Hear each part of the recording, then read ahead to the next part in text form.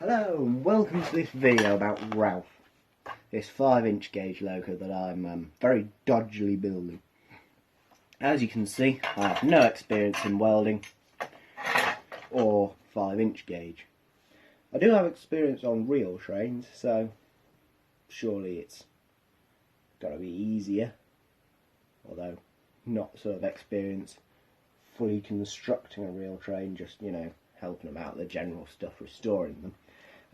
But it's, my welding's not great, but it's pretty solid. I've hit it with a hammer a few times.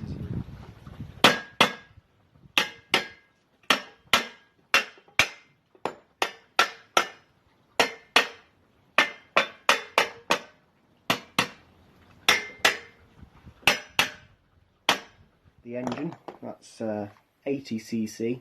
It's bolted on here with these little bits of bike that I cut off and welded on here, because that engine is actually intended to be stuck on a push bike, like this heap of junk here.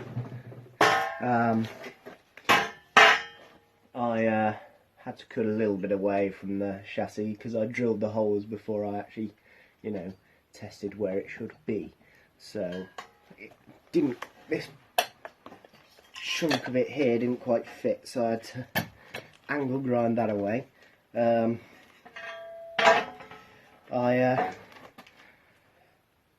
don't really know what I'm doing. I mean, this axle is, well, this is the axle, probably too thin.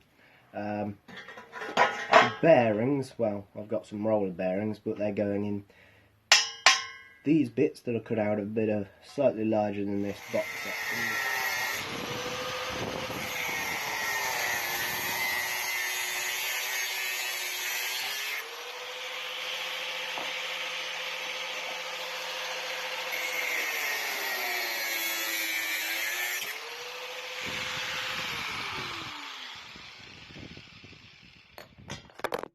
Hopefully, because I used a set square to weld them on, it should be straight, I hope.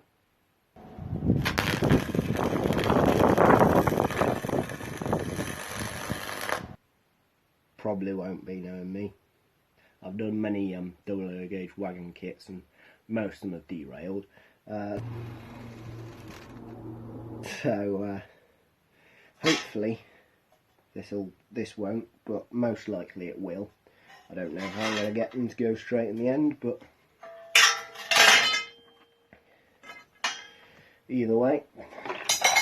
Now, the main problem with Ralph here is that the engine, being built for a push bike, has no way of starting it other than to pedal fast enough and then release the clutch and then it starts.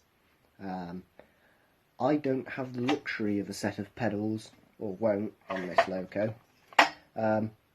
Natty, who this is intended for his garden railway, he's building a loco out of an old bike. So potentially I could get him to give me a pull and then you know, start up as it's moving. But my intention is to, there's going to be a sort of shaft here, where the chain off this sprocket will go onto a bigger sprocket, and there'll be another sprocket and go down to the wheels. But that is intended to have a sort of handle on it, and I'm going to have probably a little bit off a bike that just removes the chain from the sprocket so that you know, it can be disengaged without having to just hold the clutch the whole time and switch the engine off so that you can release your hand. But yeah, no, it's going to be hand started, which will be fun, like a sort of old Ruston or something. It's going to have a wooden body made out of a bit of 3mm ply.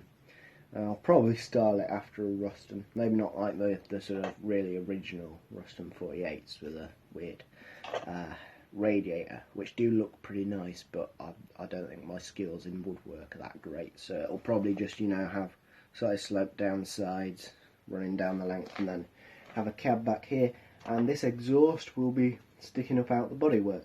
Now there is the potential to flip it over and stick it down through the frames, but Natty wants an exhaust that sticks up, and I think it's pretty cool as well, and just hope we don't choke. But yeah, that'll be good, hopefully. And it's gonna sound a bit like a moped because it's a 2-stroke. Yeah, but it's not gonna be running in my garden. So, although I will be pretty pleased once I finish with this, because I've already put a lot of work into just building this chassis, even if it's not great. But that's Ralph. Hope you enjoy.